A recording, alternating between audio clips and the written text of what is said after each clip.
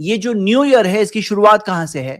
آپ دیکھو گے امام ابن کثیر نے البدایہ و نہایہ میں ذکر کیا ہے کہ 16 17 یا 18 ہجری تھی جب عمر رضی اللہ عنہ کے زمانے میں ایک ڈسپیوٹ ہوا کہ کسی نے قرض دیا تھا دوسرے شخص کو، اور شعبان کے مہینے کی بات تھی کہ شعبان تک، اب شعبان کون سا شعبان، یہ شعبان کی وہ شعبان، تو ایسے کچھ اختلاف ہو گیا۔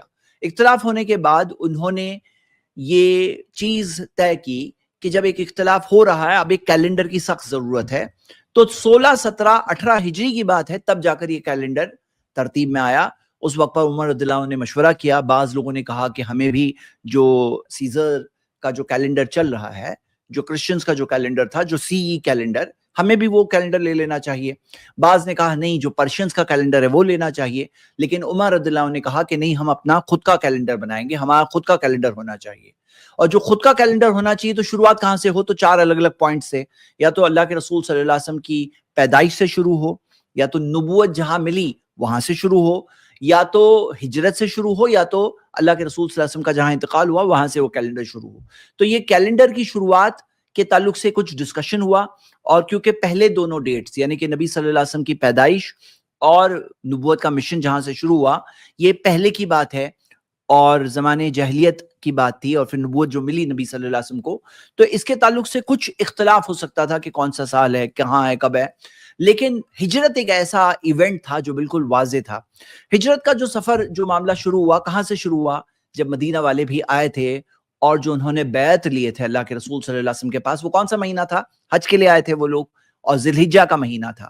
تو جو ہجرت کی تیاری ہے وہ یہ محرم کے مہینے سے تیاری ہوئی، شروع ہوئی، اور یہ مہینے سے، محرم کے مہینے سے وہ بات شروع ہوئی۔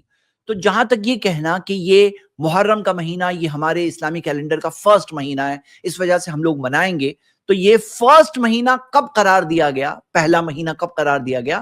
عمر رضی اللہ عنہ کے زمانے میں 16 17 ہجری میں، یعنی اللہ کے رسول صلی اللہ علیہ وسلم کے اس دنیا سے جانے کے تقریباً 5-6 سال بعد یہ شروع ہوئی۔ تو یہ بات بھی جان لینا ضروری ہے۔ تو یہاں پر آپ سب کو میں بات بتا دوں کہ یہ ہے شروعات کا واقعہ جو میں نے شارٹ میں ذکر کیا۔ اس سے کئی چیزیں نگیٹ ہو رہی ہے۔ نمبر 1 بات یہ نگیٹ ہو رہی ہے کہ یہ کیلنڈر ایک پریکٹیکل پرپس کے لیے، تاریخ کے لیے صحابہ نے اس کو ترتیب دی۔ دوسری بات یہ ہے کہ ہیپی نیو ایئر منانے والی بات، محرم کا مہینہ پہلا مہینہ قرار دیا گیا کس وجہ سے؟ کیونکہ ہجرت سے شروعات ہوئی اس کیلنڈر کی، اس وجہ سے محرم پہلا مہینہ ہو گیا۔ تو یہ ہیپی نیو ایئر کی کوئی گنجائش نہیں ہے ہمارے پاس، اور اس کی کوئی بیک گراؤنڈ، اس کی کوئی سلف میں اس کی کوئی بنیاد نہیں ہے۔ لیکن ہم دیکھتے ہیں کہ ہم اللہ تعالیٰ کے لیے نیک اور فرمانبردار بنے۔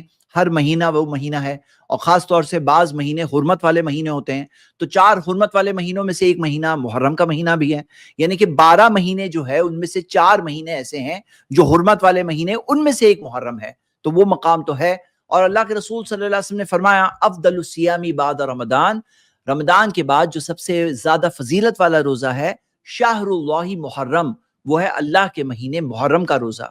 تو اللہ کا مہینہ جو کہا شہر اللہ، یہ بھی ایک مقام ہے، یعنی کہ محرم کے مہینے کو اللہ کے رسول صلی اللہ علیہ وسلم نے ایک مقام دیا، شہر اللہ محرم۔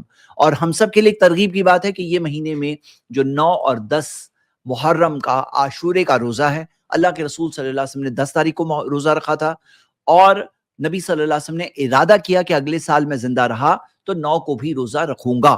تو اسی وجہ سے ہم دیکھتے ہیں کہ اللہ کے رسول صلی اللہ علیہ وسلم نے 9 کو بھی رکھنے کا ارادہ کیے، تو اس وجہ سے سنت ہے، اس وجہ سے یہ سنت ہے۔ تو 9 اور 10 محرم ہمیں ملتا ہے۔ عام طور پہ نفل روزے بھی اس مہینے میں اس کی ہمیں ترغیب ملتی ہے، شہر اللہ محرم، اور سب سے زیادہ فضیلت والا روزہ رمضان کے بعد وہ ہے اللہ کے مہینے محرم کا روزہ۔ تو یہ تمام باتیں ہمیں مل رہی ہے۔